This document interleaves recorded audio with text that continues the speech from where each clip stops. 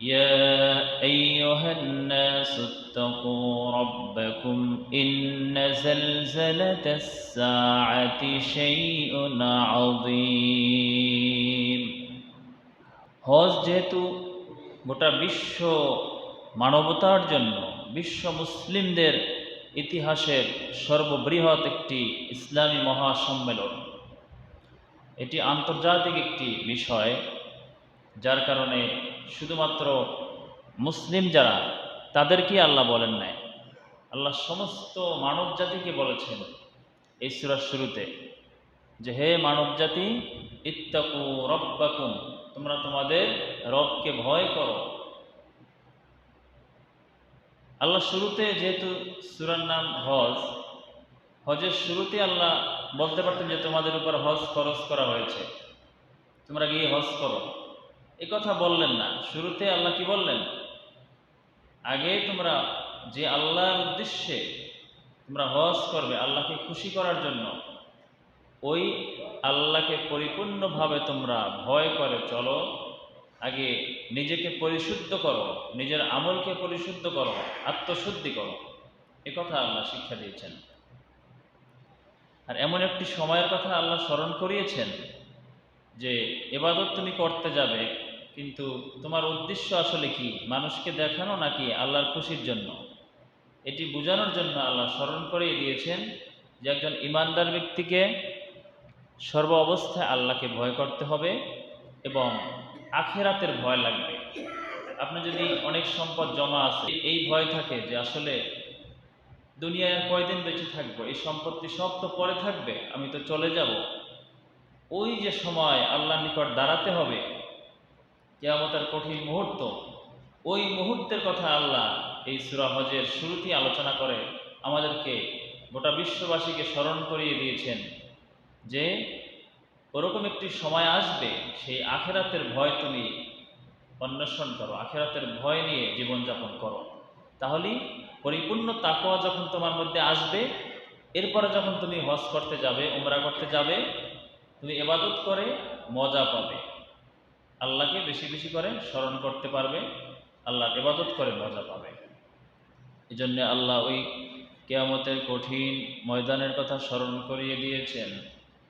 হে মানব জাতি, তোমরা আল্লাহকে ভয় করো।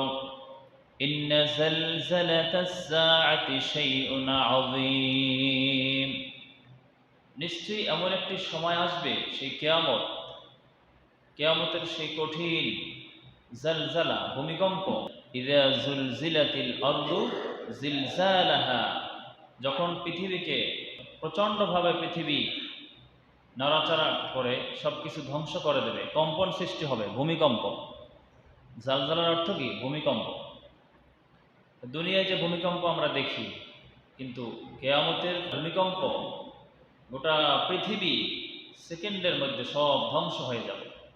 আল্লাহ বলেছেন বিশাল আসমান তোমরা দেখতে পাও, কাগজের পাতা যখন আমরা পৃষ্ঠাগুলো উল্টাই এভাবে, আল্লাহ বলেছেন কাতাইয়িস সিজিল্লিল কুতুব, কাগজের পৃষ্ঠার মতো আসমান একের পর এক পড়তে থাকবে। পৃথিবীর এক ভয়াবহ পরিস্থিতি হবে। পৃথিবীর মধ্যে যা কিছু রয়েছে, ওয়া আখরাজাতিল আরদু আসকালাহা, পৃথিবী সাগরের নিচে, মাটির নিচে যত খনি রয়েছে, স্বর্ণের খনি, রূপার খনি, যত খনি রয়েছে, যত গুপ্তধন রয়েছে, সব কিছু আল্লাহ বের করে দেবেন এই ভূমিকম্পের মাধ্যমে। কঠিন এক পরিস্থিতি হবে। ওই সময়ের কথা তোমরা চিন্তা করো, ভাবনা করো, তাহলে তোমাদের আল্লাহ ভীতি আসবে। পরকালের ভয় ছাড়া কোনো মানুষ পরিপূর্ণভাবে কিয়ামতের অবস্থার কথা একটি চিত্র এখানে তুলে ধরেছেন। আল্লাহ বলছেন ইয়াউমা তারাউনাহা তাযহালু কুল্লু মুরদিআতিন আম্মা আরদাআত, রাসূলকে বলছেন তুমি দেখতে পাবে স্তন্য দানকারিণী মা, যে মা তার সন্তানকে দুধ পান করায়। এরকম শিশুর কথা কোনো মা বলতে পারে না। দুধের বাচ্চার কথা বলতে পারে? এক মুহূর্তের জন্য বলতে পারে না, ঘুমের মধ্যেও বলতে পারে না। কিয়ামতের সেই কঠিন মুহূর্তে এত ভয়াবহ অবস্থা হবে যে দুগ্ধপোষ্য সন্তানকে তার মা ভুলে যাবে। وَتَضَعُ كُلُّ ذَاتِ حَمْلٍ حَمْلَهَا, গর্ভবতী মহিলা যে গর্ভপাত হওয়ার সময় যে ভয়াবহ অবস্থা হয়, গর্ভবতী নারী সে গর্ভপাত করে দেবে, কিন্তু সে বুঝতে পারবে না যে এখন কিয়ামতের এত ভয়াবহতা হবে যে এরকম একটি পরিস্থিতি যখন সন্তান পৃথিবীতে আসে তখন মায়েরাই বেশি অনুভব করতে পারে। এরকম পরিস্থিতিতে আখিরাতের ভয়াবহতা দেখার পরে তার সন্তান ভূমিষ্ঠ হবে, কিন্তু সে বুঝতে পারবে না। চিন্তা ভাবনা করো, চিন্তা করার জন্য আল্লাহ আকল দিয়েছেন। আল্লাহ বলেছেন আমার কোরআন নিয়ে তোমরা, আমার কথা নিয়ে তোমরা চিন্তা করো। আফালা ইয়াতাদাব্বারুনাল কুরআন, তারা কি কোরআনের এই কথাগুলো নিয়ে চিন্তা করে না? আম আলা কুলুবিন আকফালুহা, সূরা মুহাম্মাদের মধ্যে আল্লাহ বলেন, নাকি তাদের অন্তরগুলো তালাবদ্ধ? দুনিয়ার সব বিষয় নিয়ে আমরা চিন্তা করি, কিন্তু আল্লাহর কথা নিয়ে আমরা চিন্তা করি না কেন? আল্লাহ প্রশ্ন করবেন। অবস্থা এমন একটি অবস্থা হবে, আল্লাহ রাসূলকে আল্লাহ বলছেন ওয়াতারান নাসা সুকারা, মানুষকে মনে হবে সকলে নেশাগ্রস্ত। মানুষ যখন মাতাল হয়ে যায়, নেশাগ্রস্ত হয়, তখন তার হুঁশ থাকে না, যা খুশি তাই করতে পারে। মানুষগুলো নিজের আত্মীয় স্বজন, পিতা মাতা, ভাই বন্ধু, স্ত্রী, সন্তান কাউকে চিনবে না, পাশ কাটিয়ে চলে যাবে, শুধুমাত্র নিজের চিন্তা করবে, মাতালের মতো শুধু দৌড়াতে থাকবে হাসরের ময়দানে। আল্লাহ বলেছেন এরা কি আসলে মাতাল? কেন তারা এভাবে নেশাগ্রস্তর মতো আচরণ করছে? আল্লাহ বলেছেন না, ওয়ামা হুম বিসুকারা, আসলে এরা নেশাগ্রস্ত নয়। কারণ কি? কেন তারা ছুটছে এভাবে, কাউকে চিনছে না? ওয়ালাকিন আযাবাল্লাহি শাদীদ, আল্লাহর ভয়াবহ আযাব দেখার পরে এই আযাবের ভয়তে আজকে মানুষগুলো দিশেহারা হয়ে গেছে। আল্লাহ আমাদেরকে জাহান্নামের শাস্তি থেকে রক্ষা করুক, আমরা পড়ি আমিন। এই কঠিন মুহূর্তে আমাদের জন্য আমাদের রাসূল রাহমাতুল লিল আলামিন মুহাম্মদুর রাসূলুল্লাহ সাল্লাল্লাহু আলাইহি ওয়াসাল্লাম আমাদের জন্য সুপারিশ করবেন। এটি গেল দ্বিতীয় নম্বর আয়াতের কথা। আখিরাতের একটি চিত্র আল্লাহ সংক্ষেপে তুলে ধরেছেন যে হজ করার আগে তোমার নিজেকে পরিশুদ্ধ করো, আত্মশুদ্ধি করো। মানুষের মধ্যে অনেক মানুষ রয়েছে যারা আল্লাহকে তারা পরিপূর্ণ চিনতে পারে না।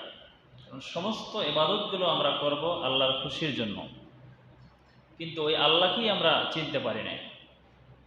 যার কারণে মানুষের মাঝে বিভিন্ন মানুষ রয়েছে যারা আল্লাহ সম্পর্কে বিভিন্ন কথা বলে বা বাজে কথা বলে,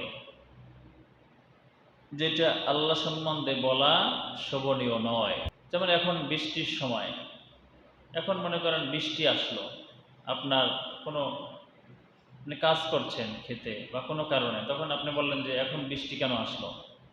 আপনি একটি খারাপ আল্লাহকে এমন কথা বললেন যেটি আল্লাহর সামনে বলা শোভনীয় নয়। এরকম কথা আমরা বলি কিনা? এমনকি আল্লাহ কি আমাদের একটি বাড়ির, একটি এলাকার কথা চিন্তা করে বৃষ্টি দেয় না? গোটা পৃথিবীর কথা চিন্তা করে আল্লাহ। আল্লাহ বলেছেন গোটা পৃথিবীকে আল্লাহ নিয়ন্ত্রণ করে, শুধুমাত্র এক জায়গার কথা আল্লাহ চিন্তা করেন না। যেটি কল্যাণকর ওটি আল্লাহ করে থাকেন, অথবা মানুষের হাতের কামাই, এই জন্য আল্লাহ শাস্তি দিয়ে থাকেন।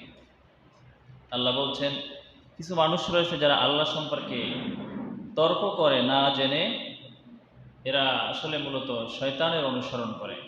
আল্লাহ বলছেন ওয়ামিনান নাসি মান ইউজাদিলু ফিল্লাহি বিগাইরি ইলমিন ওয়া ইয়াত্তাবিউ কুল্লা শাইতানিন মারিদ, মানুষের মাঝে এমন কিছু মানুষ রয়েছে, ওয়ামিনান নাসি মান ইউজাদিলু, যারা তর্ক করে আল্লাহ সম্বন্ধে বিগাইরি ইলমিন, কোনো জ্ঞান ছাড়া।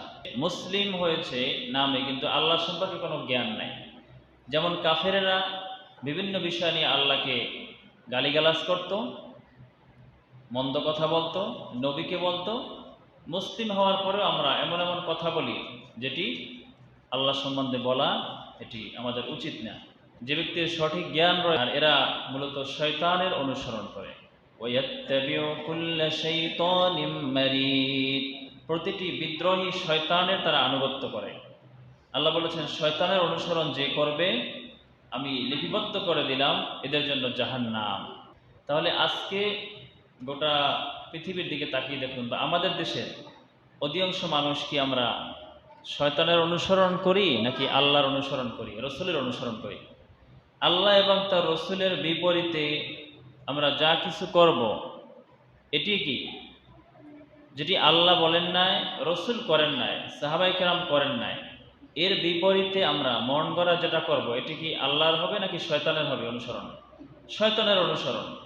নারী অধিকার কমিশন এটি দাবি করেছে যে ছেলে এবং মেয়ে সম্পত্তি সমান সমান ভাগ হবে, নারীদের তালাক দেওয়ার অধিকার রয়েছে, যেগুলো কোরআন বিরোধী সরাসরি। এরকম দাবি তারা 300 পৃষ্ঠারও বেশি তারা লিখেছে। এভাবে সব ইসলামের বিরোধী, কোরআন বিরোধী আইন তারা বাস্তবায়নের জন্য তারা প্রধান উপদেষ্টার নিকট জমা দিয়েছে। এটি কি আল্লাহর কথা নাকি শয়তানের অনুসরণ? কোরআনের বিরোধী যদি সরাসরি আইন লেখে যে আল্লাহ বলেছেন যে এক ছেলে যা পাবে আর 2 মেয়ে তা পাবে, ভাগ দিয়েছেন কে? আল্লাহ ভাগ করেছেন। আপনি বলেন যে না এটি আমার পছন্দ হয় না, তাহলে কি সরাসরি আপনি আয়াতকে অস্বীকার করলেন না?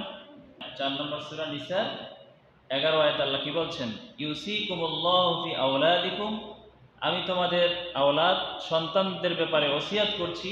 আল্লাহ ওসিয়াত করতেছেন। আপনার পিতা যদি মৃত্যুর সময় ওসিয়াত করে যে আমার এই কথাটা তুমি মানবে, আপনি মানবেন কিনা?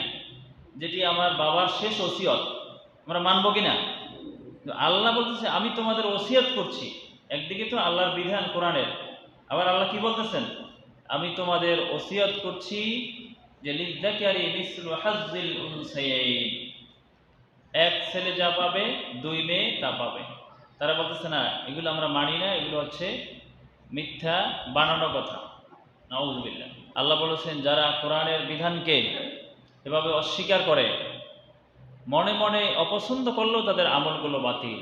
আর কাফেররাই শুধুমাত্র মা ইউজাদিলু ফি আয়াতিনা ইল্লাল্লাযীনা কাফারু, কাফের ছাড়া কেউ আল্লাহর কথা সম্পর্কে, কোরআনের বিধান সম্পর্কে তর্ক করে না। কারা করে? কাফেররা। আর কাফেররা কার অনুসরণ করে? শয়তানের অনুসরণ করে। আজকে ভারত বলেন, আমেরিকা বলেন, যারা অনেক শক্তিশালী, এই যে বিশ্বের সবচেয়ে বড় বড় দেশগুলি, এরা কি আল্লাহর ওহীর অনুসরণ করে না শয়তানের অনুসরণ করে? শয়তানের অনুসরণ। কারণ আল্লাহ বিধান দিয়েছেন, আল্লাহ সৃষ্টি করেছেন, বিধান দেওয়ার মালিক হচ্ছে আল্লাহ। রসুল নিজেও বানিয়ে কোনো কথা বলেন নাই। বানিয়ে কথা বলার সুযোগ আছে? রসুলকে বলেছেন মা ইয়ানতিকু আনিল হাওয়া ইন হুয়া ইল্লা ওয়াহয়ু ইউহা, আমার নবী বানিয়ে কোনো কথা বলেন না। আমার নবীর নিকট যখন কোনো কাফেররা প্রশ্ন করত রসুলকে আটকানোর জন্য, বিভিন্ন বিষয় জানার জন্য, রসুল কথা বলতেন না যতক্ষণ না ওহী নাজিল হয়। ওহীর অপেক্ষা করতেন। তার মানে রসুল কার অনুসরণ করতেন? আল্লাহর ওহীর অনুসরণ করতেন। কিন্তু আমরা আজকে মুসলিম দেশ হওয়ার পরেও আমরা নিজেরা আইন রচনা করছি। তাহলে আমরা কোথায় আছি?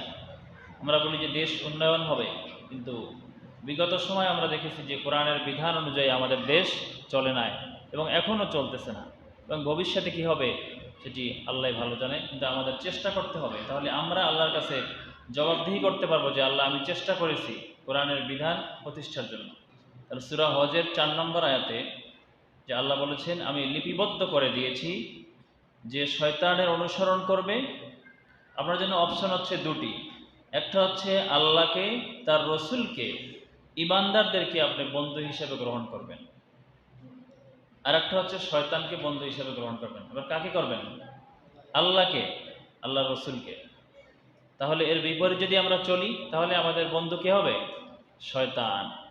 এই কথাগুলো ভালো করে বুঝতে হবে।